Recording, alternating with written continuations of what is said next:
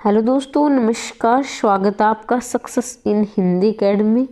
दोस्तों, हम शुरू करने जा रहे हैं प्रश्न उत्तर, और ये प्रश्न उत्तर आएंगे आपके एचपीएससी पीजीटी हिंदी की लिखित परीक्षा जो होगी उसमें ये प्रश्न आएंगे। जैसा कि आपने थंबनेल में देखा कि यही प्रश्न आएंगे, बिल्कुल वही वाली बात है। अब ये नहीं कह रही कि ये प्रश्न आएगा, पर ये जरूर कि इस प्रकार के ही प्रश्न आएंगे, इससे बाहर कोई प्रश्न नहीं जाएगा।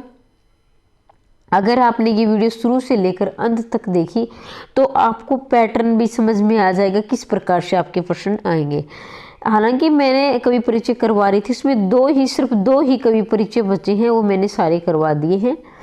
लेकिन बहुत सारे अभ्यर्थियों के पहले ही कमेंट आने लगे कि मैम प्रश्न उत्तर भी करवा दीजिए। प्रश्न उत्तर मैं करवाने वाली थी 2 दिन बाद, लेकिन मुझे ये लगा कि पहले मैं ये प्रश्न उत्तर करवा देती हूँ, इनको थोड़ा सा आपको पता चल जाएगा किस प्रकार के प्रश्न उत्तर आएंगे, उसी प्रकार से आप तैयारी करते रहेंगे। ठीक है, चलो अब शुरुआत करते हैं, धीरे धीरे आपको समझ में आता हुआ चला जाएगा। तो देखें, पहला प्रश्न आपकी स्क्रीन पे है, यह है कहानी का कौन सा पात्र सर्वाधिक प्रभावित करता है। तो सबसे पहले मैं बता देती हूँ, ये प्रश्न उत्तर है नमक का दरोगा। प्रेमचंद की जो कहानी है नमक का दरोगा, वहाँ से ये प्रश्न उत्तर लिए गए हैं। तो समझ गए होंगे। अब इसकी शुरुआत करते हैं। पहला प्रश्न है, कहानी का कौन सा पात्र आपको सर्वाधिक प्रभावित करता है और क्यों। देखो, ये तो आप समझ गए होंगे, नमक का दरोगा जिसने कहानी पढ़ी है, कि आपको कौन सा पात्र प्रभावित कर रहा है। लेकिन क्यों कर रहा है वो हम ध्यान से देखेंगे, समझेंगे और पढ़ेंगे। ठीक है, देखिए, कहानी का प्रमुख पात्र नायक कह लीजिए, अभिनेता कह लीजिए, एक्टर कह लीजिए, जो भी आपको लगे, लेकिन हम तो वही हिंदी पढ़ रहे हैं। ठीक है, तो हिंदी में या तो हम अभिनेता कहेंगे या फिर नायक कहेंगे। ठीक है, तो मेरे ख्याल से और होता भी यही है, क्योंकि हम कहानी पढ़ते हैं तो अभिनेता तो हम किसी फिल्म में मानते हैं। वैसे इसमें भी होता है कि कोई भी रोल कर रहा है उसे अभिनेता हम बोल देते हैं, लेकिन उचित और सर्वाधिक उचित मैं कहती हूँ तो नायक ही अच्छा लगेगा, तो आप नायक ही लिखिए। ठीक है, कहानी का प्रमुख पात्र नायक वंशीधर हमें सर्वाधिक प्रभावित करता है। अब आप पता चल गया कि कौन प्रभावित कर रहा है, वंशीधर कर रहा है। लेकिन क्यों कर रहा है ये ध्यान से हम देखेंगे। कहानी के सभी पात्रों में वंशीधर आदि मतलब शुरुआत, आदि से अंत तक कर्तव्यपरायण, धर्मनिष्ठ एवं चरित्रवान बना रहता है। तो सबसे पहली बात आपको समझ में आओगी कि कहानी का प्रमुख पात्र कौन है, वंशीधर, और ये हमें प्रभावित करता है। अब दूसरी बात ये है कि ये हमें प्रभावित करता है क्योंकि ये आदि से यानी शुरुआत से लेकर अंत तक कर्तव्यपरायण, यानी क्या उसका कर्तव्य दरोगा था, तो कर्तव्य दरोगा का क्या कर्तव्य वो उसने अच्छी तरह से निभाया। धर्मनिष्ठ, वह अपने धर्म का पालन किया। चरित्रवान, वो चरित्र की ये वो किसी भी हद तक बिकने वाला नहीं था। जो चरित्र एक अच्छे इंसान का जो चरित्र होता है, एक अच्छे दरोगा का जो चरित्र होना चाहिए, वो सब उसमें दिखाई देता है। ठीक है भाई, थोड़ा सा गला खराब है, थोड़ी सी अगर आवाज़ आपको समझने में दिक्कत होगी, मुझे पक्का पता है दिक्कत तो होगी आपको, लेकिन आप एडजस्ट कर लेंगे क्योंकि मेरा बहुत गला छिल रहा है। देखिए, भले ही उसका पिता रिश्वत की सलाह देता है, भाई बार बार में बोलता है ना कि लड़कियां घास फूस की तरह बढ़ती जा रही है घर में, मतलब अपने घर का वो उदाहरण देता है, किस तरह से अपनी बेटियों का देता है कि क्या है, तनख्वाह तो पूर्णमासी का चांद है, धीरे धीरे घट जाता है, लेकिन वो चढ़ावा है। इस तरह की एग्जाम्पल देता है ना, इस तरह के उदाहरण देता है। क्या रिश्वत एक चढ़ावा, तो वो ऊपरी कमाई के लिए बोलता है, लेकिन वो सुनता है, अपने बाप की इज्जत तो करता है, लेकिन उसको पता है कि गलत है, वो मानता नहीं है। ये सब ही सभी जानते हैं। चारों ओर समाज में भ्रष्टाचार से, मतलब कि ये है, उसका पिता भी सलाह देता है कि रिश्वत तुम ले, मना नहीं करता है, और उस समाज में क्या है, चारों तरफ भ्रष्टाचार परिपूर्ण है। देखिए आगे क्या क्या है, फिर भी कमल के फूल की बातें कीचड़ में रहते हुए अपने नैतिक मूल्यों का पालन करता है। अभी देखो, मानवीय और नैतिक मूल्यों का पालन करता है। अब क्या है, देखो चारों ओर भ्रष्टाचार है, सभी ऊपरी कमाई के चक्कर में पड़े हुए हैं, लेकिन उनमें से एक है जो वंशीधर है, जो इनको नहीं मानता है। अपनी जो उसकी आत्मा कहती है, जो उसका मानवीय मूल्य कहता है, वो मानता है, किसी की नहीं मानता है। सारा समाज उसके विरुद्ध खड़ा होता है और उसने अपनी सत्यनिष्ठा का मार्ग नहीं छोड़ा।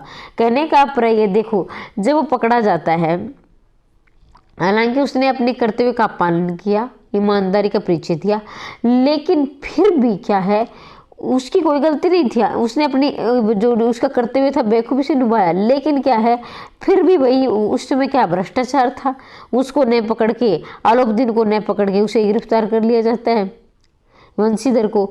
लेकिन फिर भी इतनी दुख दर्द और इतने आरोप लगने के बाद उसने अपना सत्यनिष्ठा का, ईमानदारी का मार्ग नहीं छोड़ा।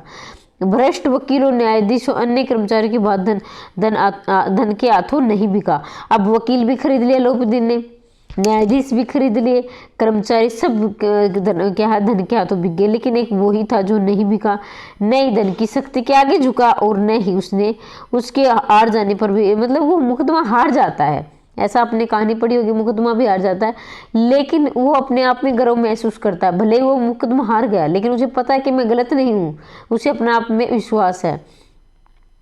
वह एक चरित्रवान युवक है। जाहिर सी बात, अभी इतने संघर्ष के बावजूद इतने उन पर आरोप लगे, वो तो हालांकि सारे झूठे थे, लेकिन फिर भी वो है अपना चरित्र बनाए रखता है। इसलिए वंशीधर हमें कहानी के सभी पात्रों में सर्वाधिक प्रभावित करता है। भाई आपको प्रभावित करता है, कमेंट करके बताइए आप कैसे, अभी तो आप टीचर बनने जा रहे हो, लेकिन ये नहीं कि एक बात ध्यान से मैं कहना चाहूँगी कि ज़रूरी नहीं कि हम या सिपाही बनकर देश की सेवा करें या दरोगा बनकर देश की सेवा करें।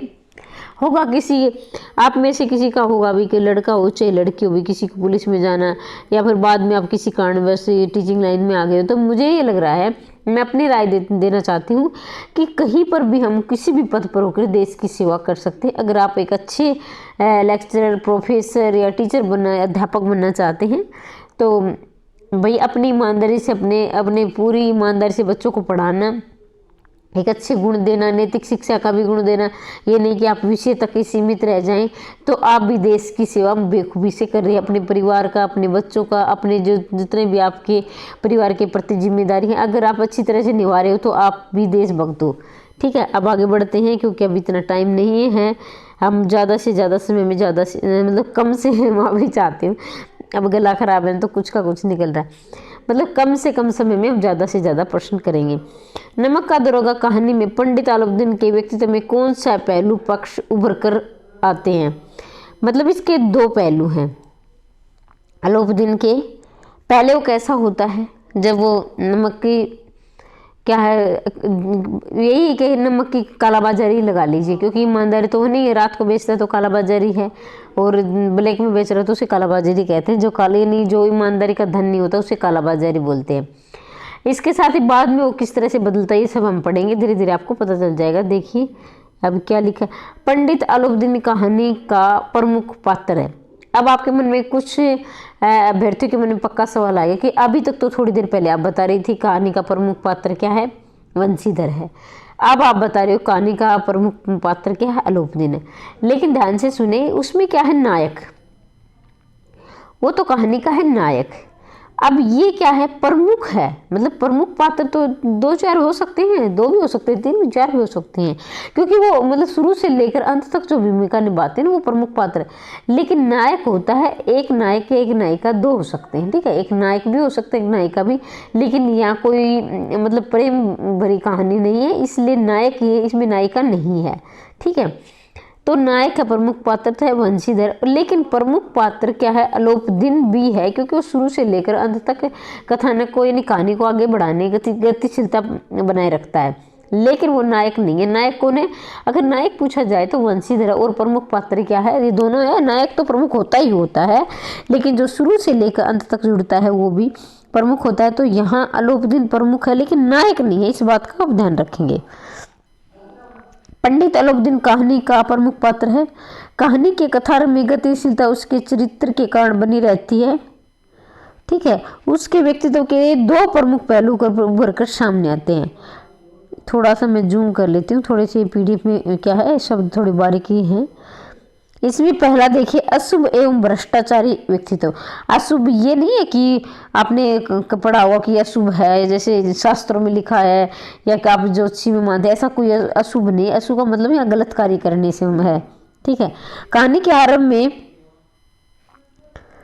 पता चलता है कि नमक के व्यापार में खूब हेराफेरी करता है, कर्मचारियों को रिश्वत देकर सभी गलत गैर कानूनी कार्य करवाता है और उसे अपने धन की शक्ति का बहुत घमंड है। मतलब कहने का अभिप्राय है कि वो भ्रष्टाचारी। तो हमें ये पता चल गया कि शुरू में क्या है कि नमक की खूब कालाबाजारी करवाता है और फिर क्या है कर्मचारियों को रिश्वत दे देकर उनको भी भ्रष्टाचारी बना देता है, खुद तो भ्रष्टाचार करता ही करता है, उनको भी बना देता है। फिर क्या है रिश्वत उनको देता है और हेराफेरी करता है, फिर उसके पास पैसा बहुत ज़्यादा हो जाता है तो उसे घमंड भी आ जाता है। पैसा इकट्ठा करके ये उसको ये नहीं सोचता कि ये पैसा आया कहाँ से, लेकिन उसको ये पता है कि मैं धन के बल पर सबको खरीद सकता हूँ। आगे देखिए, वैश्यम भ्रष्टाचारी तो है ही, सरकारी कर्मचारियों को रिश्वत दे के भ्रष्ट कर देते हैं। अंधेरे में बड़े आराम से जो चोरी का व्यापार करता है और उसे लालच दे न्यायालय के न्यायाधीशों को भ्रष्ट कर दिया जाता है। तो देखो कि रात में नमक बेचता है, कालाबाजारी करता है और जो सरकारी कर्मचारी उनको भी पैसा दे देकर, रिश्वत दे देकर उनको भी भ्रष्ट बना देता है। वह न्याय में अपने पक्ष में कर लेता है और भ्रष्ट व्यक्ति की कभी प्रशंसा नहीं की जा सकती। मतलब कि ये कि रिश्वत दे देकर सबको अपने पक्ष में कर लेता है, पैसे दे देकर। तो इस प्रकार से हम उसकी कोई प्रशंसा नहीं कर सकते भी उसने अच्छा काम किया है, वो एक बुरा व्यक्ति तो है यहाँ तक तो उसका। और आगे जाकर देखेंगे समाज के मतलब कि समाज में उसकी इज्जत करते हैं, क्यों करते हैं भाई, उसके बैंक बैलेंस ज़्यादा है। आज के ज़माने में भी ये होता है, पहले भी यही होता था कि जिसके पास पैसा ज़्यादा है, यानी कि सभी तो मैं नहीं कहूँगी लेकिन ज़्यादातर ऐसा होता है समाज में, जिसके पास ज़्यादा पैसा होता है उसकी लोग सम्मान करते हैं। अब ये नहीं सोचते कि पैसा कहाँ से आया है, कालाबाजारी से आया है, भ्रष्टाचार से आया है, कहाँ से आया है, ये नहीं, बस पैसे ज़्यादा हैं तो उस लोग उसकी इज्जत करते हैं, नहीं तो कितने भी गुण भरे कोई इज्जत नहीं करता है। लेकिन क्या है कि हमें अपने जो ईमानदार जैसे वंशीधर है, इसे कभी ना कभी तो ईमानदार की इज्जत होगी, ऐसा तो नहीं है कि बिल्कुल नहीं है, ये लगा लीजिए कभी ना कभी हाँ थोड़े से दुख दर्द झेलने पड़ते हैं ईमानदार आदमी को, लेकिन अंत में जीत उसी की होती है जो ईमानदारी से चलता है। तो आगे देखिए, अब ये तो क्या है भ्रष्टाचारी व्यक्तित्व है। दूसरा है शुभ व्यक्तित्व, यानी एक अच्छा इंसान। अब ये नहीं कि आप बिल्कुल रटो या शुभ व्यक्तित्व हुई, अब यहाँ ऐसा भी लिख सकते हो कि उसकी कहानी के अंत में उसकी अच्छाई, उसका परिवर्तन वाला व्यक्तित्व। अब ये बिल्कुल ही अच्छा है कि शुभ व्यक्तित्व आप लिख सकते हो। अगर आपको मान लीजिए आपके पेपर के में आपको याद नहीं आ रहा है, कई बार ऐसा होता है कि शुभ व्यक्तित्व तो क्या था, कई बार क्योंकि आपने को 15 प्रश्न लिखने हैं, हो सकते हैं हाँ आपके दिमाग से निकल जाएगी शुभ व्यक्तित्व, तो ये घबराने की आवश्यकता नहीं है।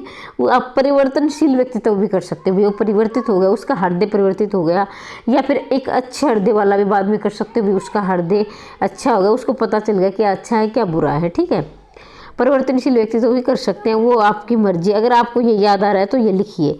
कहानी के आरंभ में वंशीधर तरह तरह के लालच देकर भ्रष्ट क्या है भ्रष्ट करना चाहता है। न्यायालय में न्याय को अपने पक्ष में नीचा दिखाता है। भाई क्या है, शुरुआत में तो क्या है वो पैसे दे देकर सबको अपने पक्ष में करता है, न्यायालय में भी पैसा दे देता है और अपने न्याय है जो अपने पक्ष में दिखाकर अपने आप को ऊंचा समझता है, उसको नीचा दिखाता है। कहानी के अंत में ये है, ये अलाउद्दीन वंशीधर की कर्तव्यपूर्णता और धर्मिष्ठता की तारीफ करता है। अब कहानी का क्या हो गया, अंत हो गया। पहले तो क्या उसे चिढ़ता है और उसे हराने के लिए पूरी ताकत लगा देता है, जितना पैसा पूरा मतलब किसी तरह से मेरी इज्जत बच जाए, मुझे से कितना ही पैसा देना पड़े। और न्यायाधीश वकील सबको अपने पक्ष में, मतलब जो जज होते हैं, जिसको आप जज बोलते हैं उसे हिंदी में न्यायाधीश बोलते हैं, सबको अपने पक्ष में करता है। लेकिन बाद में उसे लगता है कि तू गलत था, वंशीधर ठीक था। और बाद में वंशीधर की कर्तव्यपरायणता और धर्मनिष्ठता, यानी जो उसने कर्तव्य निभाया कि दरोगा के पद पर हमें क्या करना चाहिए, वो उसने अपनी ईमानदारी से निभाया, तो उसकी तारीफ भी करता है। इतना ही नहीं, मतलब यहाँ तक तारीफ करने तक सीमित नहीं रहता है वो, आगे देखिए। इतना ही नहीं, उसे सम्मानपूर्वक अपनी सारी संपत्ति का प्रबंधक नियुक्त कर देता है। मतलब उसके पास जितनी है, जिसको आप सुपरवाइजर बोलते हो ना इंग्लिश में, तो वो सुपरवाइजर है, और हिंदी में किसको क्या बोलते हैं, प्रबंधक। उसका प्रबंधक, भाई आज के बाद मेरी पूरी प्रॉपर्टी तुम संभालोगे। फिर उसको पता है कि वो ईमानदार है, और ये भी कहता है कि आप हमेशा ऐसे ईमानदार बने रहना, क्योंकि वही देखो उसको ये लग रहा है कि मेरी, वैसे तो भ्रष्टाचार को बढ़ावा देता है, बेईमानी को बढ़ावा दे, लेकिन उसको ये लग रहा है कि मेरी अगर प्रॉपर्टी में, मेरी जो संपत्ति में अगर जो भी अच्छी तरह से निभा सकता है तो वंशीधर ने, और अच्छी खासी उसको सैलरी देकर या वेतन देकर उसे नियुक्त करता है। उसकी ग्राहकता यानी गुण ग्रहण कर, ग्राहकता का मतलब गुण ग्रहण करने वाला, हमें प्रभावित करती है उसी व्यक्तित्व का ये शुभ पक्ष है। मतलब कि वो गुण, ये उसमें पहले गुण है लेकिन फिर क्या है उसमें गुण आ गए, मतलब उसने गुणों को ग्रहण कर लिया, तो ये उसका एक अच्छा व्यक्तित्व है ये। अब ये देखो अगर वो शुरू से अंत तक बुरा ही बना रहता तो ये कहानी के तरीके से हम देखेंगे, ठीक है। अगर मान लीजिए वंशीधर को अन्याय नहीं मिला और वहाँ से कहानी खत्म कर देता लेखक।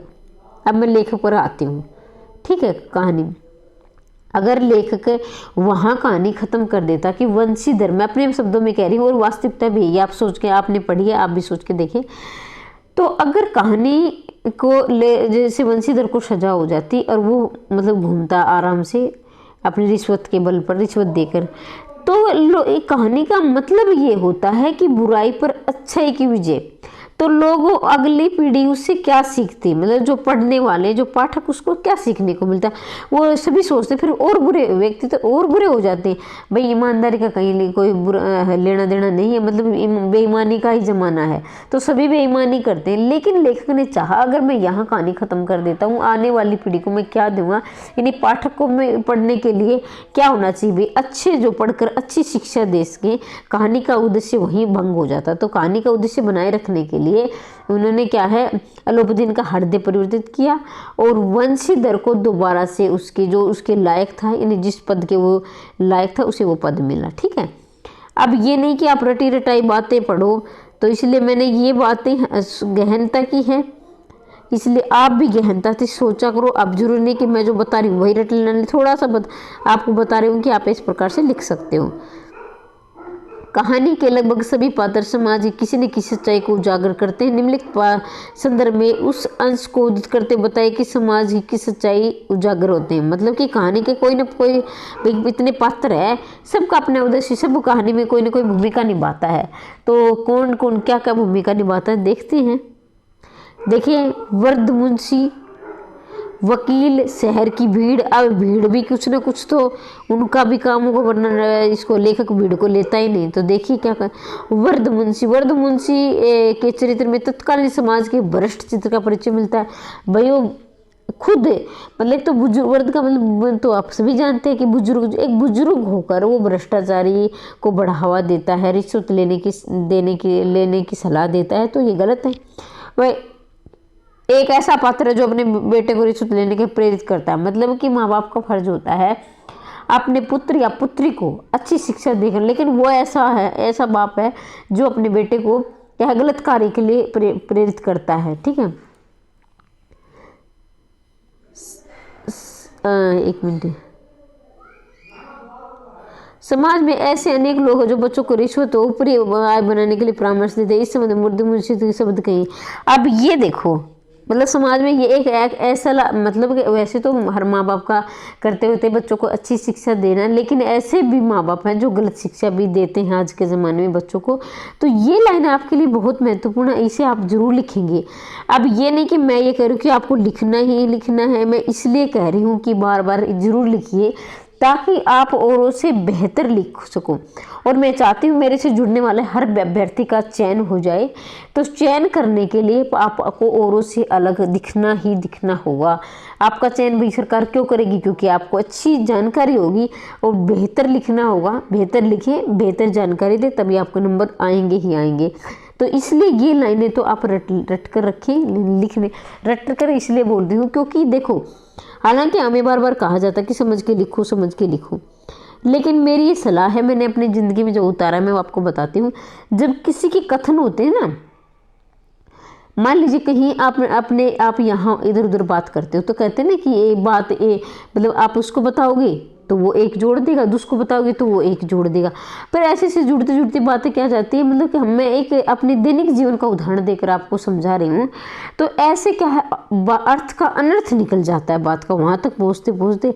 फिर कई बार आपने देखा होगा गाँव में या देहात में, हमारे मैंने गलियों में देखा होगा, मैंने कई बार देखा है, क्योंकि मैं तो आपको पता है गाँव से जुड़ी हुई हूँ, क्योंकि मैंने ये बात बोला ही नहीं, मैंने वो कई घर में भी होता है कि मैंने बोला नहीं, इसको ऐसा था, मतलब अर्थ का अनर्थ हो जाता है, एक दो शब्द और जुड़ जाते हैं। तो वही इसमें बात है, उस उदाहरण से आप ज़्यादा बेहतर समझोगे।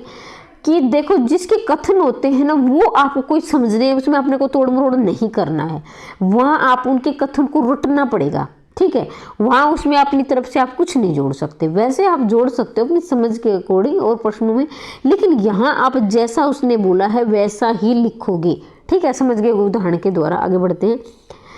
नौकरी में ओहदे की ओर ध्यान मत देना, यह तो पीर का मजार है।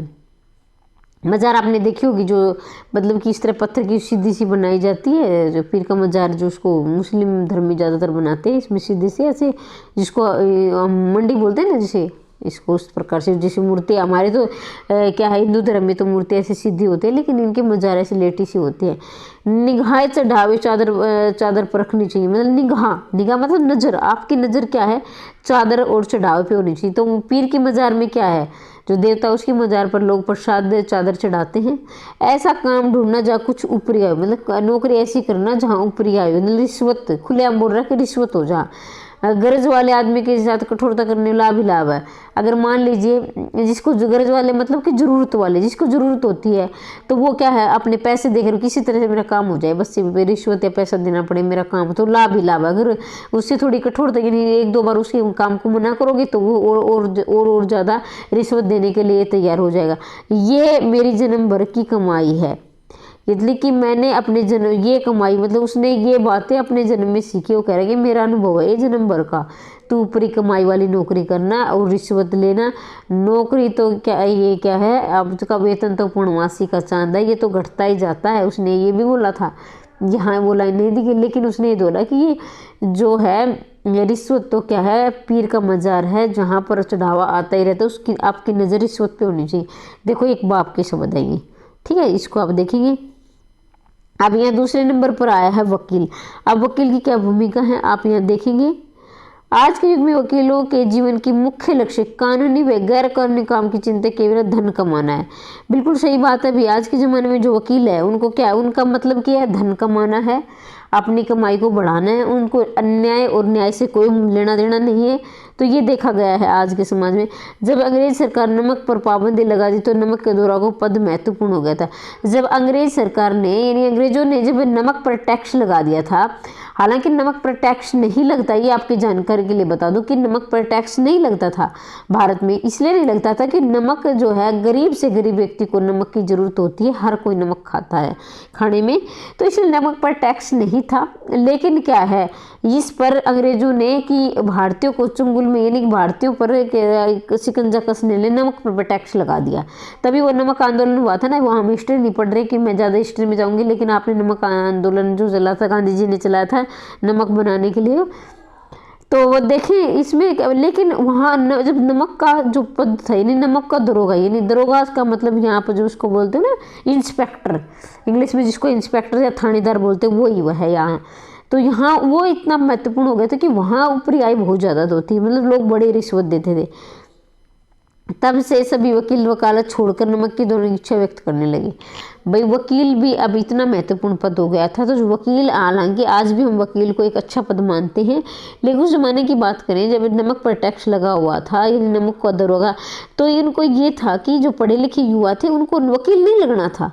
उनको ये लगना था कि हमें नमक का पद, यानी जो नमक का दरोगा है, यानी देश में थानेदार, क्योंकि यहाँ हम पैसा ज़्यादा कमा सकते हैं, वकालत से भी ज़्यादा कमा सकते हैं। सरकारी व गैर सरकारी वकील न्याय की जीत खुश होने के, अपने मुकम्मल की जीत खुश होते थे।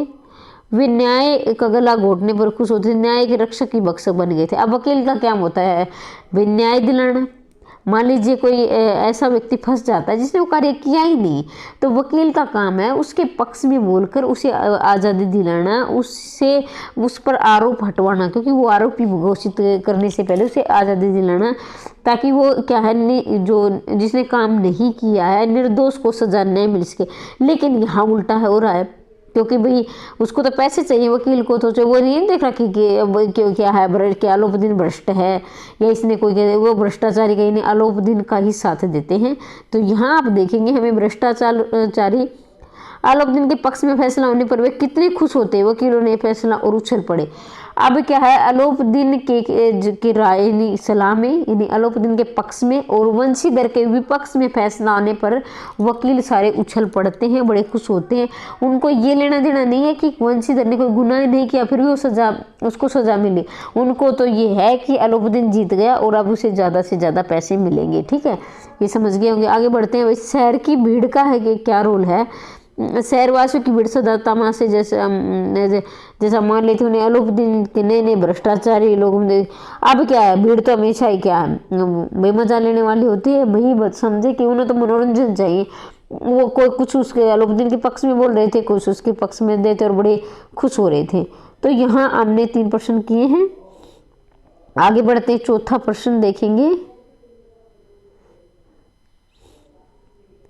अब क्या है, आपको ये वेतन पूर्णमासी का चांद क्यों कहा जाता है? मतलब वो घटता ही घटता जाता है।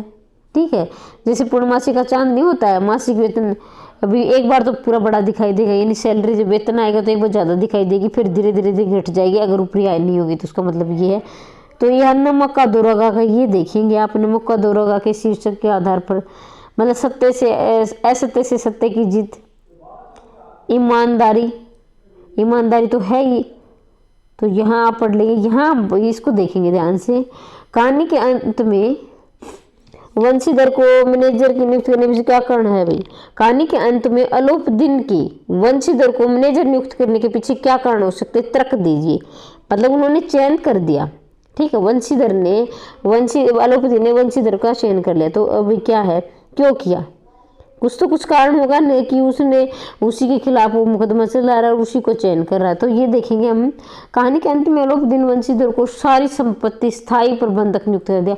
भाई एक तरह से आपको सरकारी नौकरी बोलते हैं, जिसे आप आखिर स्थायी हो गया, तो उसी तरह से दे पूरी जिंदगी भर के लिए भी वो नियुक्त कर दिया। इसके पीछे तरह के कि अलाउद्दीन का किसी भी विश्वास नहीं है, क्योंकि उसको ये है, अलाउद्दीन को किसी पर विश्वास नहीं है कि चारों ओर भ्रष्टाचार है, रिश्वतखोर है और एक वंशीधर ऐसा पात्र है जो इतनी रिश्वत देने के बाद भी अपने धर्म से नहीं डिगा, अपने कर्तव्य से नहीं डिगा। तो इससे अच्छा भाई उसे कौन प्रबंधक मिल सकता था? उसे चयन क्यों ना करे? वो केवल वंशीधर एक ऐसा व्यक्ति है जिसे धन को ठुकरा दिया और अपने धर्म और ईमानदार के पथ पर डटा रहा। महान गुणों के देखकर, इतने महान गुणों को देखकर संपत्ति की सुरक्षा उससे बेहतर कोई हो ही नहीं सकता था, क्योंकि वह कर्मठ भी है, कठोर भी है और ईमानदार। कठोर तो इसलिए होगा था कि वो हर परिस्थिति में उसने ठान लिया था कि मैंने अपना कर्तव्य निभाना है, चाहे कुछ भी हो जाए। वो कठोर हृदय भी होगा था। हालांकि वो गिड़गिड़ाए भी, अलाउद्दीन रोता है, गिड़गिड़ाता, लेकिन उसकी नहीं कि मेरी बेइज्जती हो जाएगी ऐसा वैसा, लेकिन वो नहीं मानता कि तुमने गलत किया था, तुम्हें सजा मिलेगी, क्योंकि मैं अब सिर्फ दरोगा का पद निभा रहा हूँ। इस कहानी का अंत इसी प्रकार करता है कि कहानी के अंत में भ्रष्टाचारी अलाउद्दीन का हृदय परिवर्तित हो गया था। उसकी ईमानदारी, कर्तव्यनिष्ठा, धर्म, आस्था हो गई थी। भाई लास्ट में उसका हृदय परिवर्तन हो जाता है। अलाउद्दीन का भी समाज में ईमानदारी, कर्तव्यनिष्ठ और सत्य प्राणता भी होनी जरूरी है, जो कि वंशीधर में कूट कूट कर भरी है। इसलिए इससे बेहतर मुझे प्रबंधक कोई मिल ही नहीं सकता। उसे इतना विश्वास है उसके ऊपर और किसी पर विश्वास नहीं। कहने का अभिप्राय ये है और आप समझ गए होंगे। ठीक है, दरोगा का वंशीधर का एक वजह से पंडित अलाउद्दीन को गिरफ्तार करता है, लेकिन कहानी के अंत में उसे हृदय मुक्त होकर उसकी मैनेजरी की नौकरी को तैयार होता है। आपके विचार में वंशीधर का ऐसा होना उचित है? आप उसकी जगह होते तो क्या करते? ये प्रश्न IMP लगा लीजिए कि ये प्रश्न आपके लिए बन नहीं सकता है। मैं 100 ये अगर यहाँ से प्रश्न बनता है तो इस पार्ट से ये प्रश्न मुझे ये लग रहा है कि 100 नहीं तो 99.9 ये प्रश्न आएगा ही आएगा, क्योंकि मैं बार बार आपको जोर देकर कहना चाहती हूँ कि कई बार जैसे कि वहाँ दिया गया है, रजनी वाले पाठ में दिया गया है जिसमें ट्यूशन संबंधी समस्या है, तो वहाँ भी प्रश्न बन सकता है कि ऐसे प्रश्न बनेंगे ही बनेंगे। आपको रटने वाले प्रश्न नहीं बनेंगे, ऐसे प्रश्न बनेंगे। अगर आपकी उसकी जगह होते तो आप क्या करते? आपकी जो आप अंतर्दृष्टि से अपनी तरह से क्या सोचते हैं? भाई आप तो छोटे बच्चे तो हो नहीं, आप लेक्चरर यानी प्रवक्ता का जो पद बोलते हैं वो आप ग्रहण करने जा रहे हैं। अब भावी प्रवक्ता है, तो आपको ये कि आप उसकी जगह होते तो क्या करते। आपकी ज़िंदगी में भी जैसे संघर्ष भी आएगा, दुख भी आएंगे, सुख भी आएंगे, लेकिन उस कंडीशन को, उस स्थिति से आप बाहर कैसे निकलते हो और एक अच्छे व्यक्तित्व के लिए, जैसे वंशीधर ने अच्छा व्यक्तित्व अपने गुणों को मानते हुए भी वो एक लास्ट तक अच्छा ही बना रहा। भले उसने ये नहीं परवाह कि समाज मुझे क्या कहेगा या ये मेरे पापा क्या कहेंगे, भीड़ क्या कहेगी, उसे किसी से लेना देना, उसको पता है कि मैं ठीक हूँ तो मैं ठीक हूँ। तो उसी तरह से आपको भी अपनी ज़िंदगी में कि मैं ठीक हूँ तो बस ठीक हूँ, बस ये होना चाहिए। लेकिन हाँ, अपने आप पर विश्वास होना चाहिए कि मैं ठीक कर रहा हूँ या कर रही हूँ, तो वो आप देखेंगे। पंडित अलाउद्दीन जैसे भ्रष्टाचारी व्यक्ति यहाँ नौकरी करना अनुचित है। मतलब एक पंडित अलाउद्दीन जैसे भ्रष्टाचारी के यहाँ नौकरी करना अनुचित है, मतलब भ्रष्टाचारी तो है ही वो। अब मैं बार बार बोल रही हूँ, आपने भी पढ़ा है, पंडित भ्रष्टाचारी तो था। यदि वंशीधर की जगह होता तो उसकी नौकरी कभी स्वीकार नहीं करता। अब ये है, देखो, अब आप मतलब कि मैं ये नहीं कह रही कि आप अपनी ये मैं जो बताई हुई लाइन लिखी, आप अपनी तरफ से भी लिख सकते हैं, और जो भी इस वीडियो को देख रहा है सभी अपनी अपनी तरह से मतलब लिख सकते हैं, ठीक है। ये आपकी व्यक्तिगत राय है। हो सकता है कि जो आपका पेपर चेक करने वाला आपसे प्रभावित हो और इससे ज़्यादा भी आपको नंबर दे, तो इसलिए मैं कह रही हूँ, लेकिन एक बार इसको ध्यान से आप सुनेंगे। यदि वंशीधर की जगह होता तो उसकी नौकरी कभी स्वीकार नहीं करता, उसके द्वारा नौकरी ऑफर देने के लिए कभी कृतज्ञता प्रकट करता, उसके द्वारा नौकरी को ऑफर देने के लिए उसके प्रति कृतज्ञता प्रकट करता, किंतु नौकरी करना स्वीकार नहीं करता। अलाउद्दीन ने इतनी बड़ी संपत्ति, काले धंधों, चोरी बाजारी, जनता को लूट खसोट कर एकत्रित की है। ऐसे व्यक्ति के काले धन की सुरक्षा नैतिकता के विरुद्ध है। अतः मैं इस नौकरी के लिए बिल्कुल साफ इनकार कर देता। अब बात यह है कि इसमें जो लिखा है उसने ये कहा है, जो भी हो सकता है, मतलब ये हमारे पाठ में दर्शाया गया, हमारी बुक में एक कह रहा कि जैसे आप ही लगा जाए, आप खुद हो, आप कह रहे थे कि मैं मतलब कि अगर उसने अलाउद्दीन ने से नौकरी ऑफर किया, आप मेरी जगह मतलब मेरी प्रॉपर्टी या मेरी जो धन संपत्ति उसका प्रबंधक बन जाओ, मतलब जिसको आप इंग्लिश में सुपरवाइजर कहते हो, वो प्रबंधक बन जाओ, ठीक है। लेकिन कह रहा है कि मैं अगर उसकी जगह होता वंशीधर की, तो नौकरी नहीं पकड़ता, मतलब उसकी नौकरी अनुचित थी, क्योंकि उसका जो पैसा था वो ईमानदारी का नहीं था। उसका पैसा था काले धंधे से, चोरी से, बाजार जनता को लूट, यानी गरीब आदमी की लूट को छोड़ कर उसने इकट्ठा किया था। तो मैं उसकी कृतज्ञता प्रकट करता, लेकिन हाँ उसने अपनी हार मान ली कि मैं समझ गया हूँ कि ईमानदारी जरूरी है। उसकी कृतज्ञता मतलब उसने जो माफ़ी मांगी उसे मैं स्वीकार कर लेता, लेकिन मैं उसकी नौकरी नहीं करता, क्योंकि जो उसकी प्रॉपर्टी थी, उसकी संपत्ति थी, वो अच्छी नहीं थी। वो क्या है मतलब लोगों के हड़प की कमाई हुई थी, ठीक है।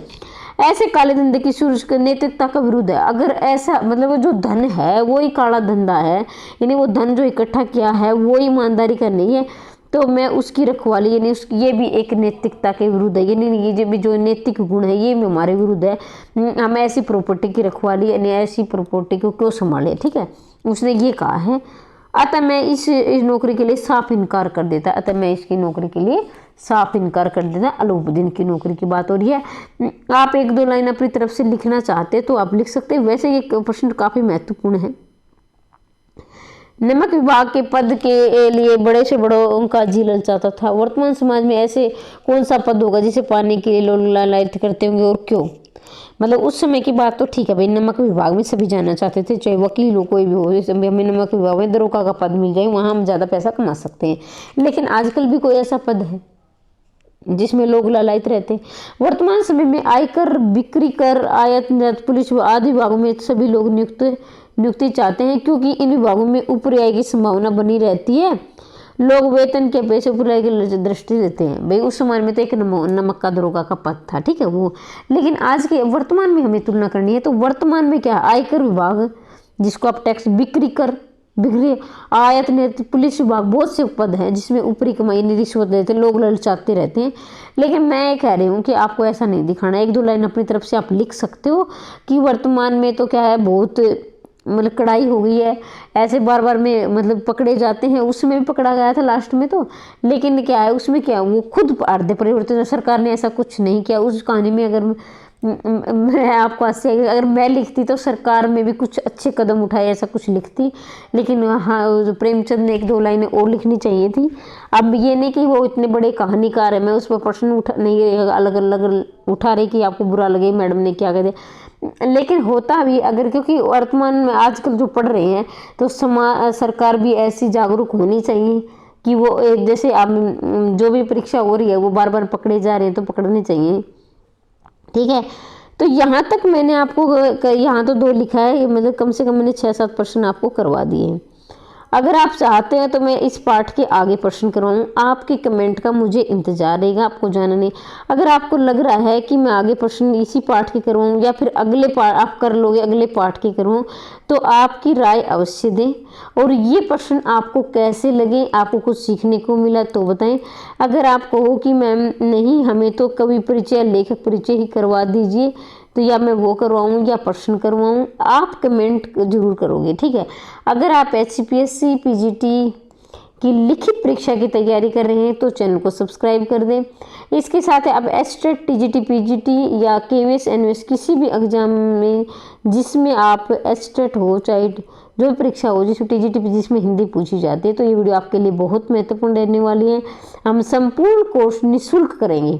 ठीक है, बिल्कुल कोई चार्ज नहीं लगा, बिल्कुल निःशुल्क है। चैनल को सब्सक्राइब कर दें, वीडियो को लाइक कर दें और दोस्तों तक अवश्य शेयर कर दें। आप लोग चैनल को देख लेते हो, मतलब कि पूरा वीडियो देखते हो लेकिन चैनल को सब्सक्राइब नहीं करते हो, तो सब्सक्राइब कर लिया करो कि ठीक है, आपके कोई पैसे नहीं लगे, निःशुल्क आपको जानकारी मिल रही है, आपका कोई पैसा खर्च नहीं हो रहा। टेलीग्राम से जुड़ना ना भूले, टेलीग्राम का लिंक मैं डिस्क्रिप्शन में दे दूँगी या फिर चैनल में अबाउट में जाकर आप वहाँ से जुड़ सकते हैं। ठीक है, और वहाँ मैं ये PDF वगैरह सेंड कर दूंगी आपके, ताकि आपकी परीक्षा में ज़्यादा से ज़्यादा आपको फ़ायदा मिल सके। मिलते हैं अगली वीडियो में। जय हिंद, जय भारत।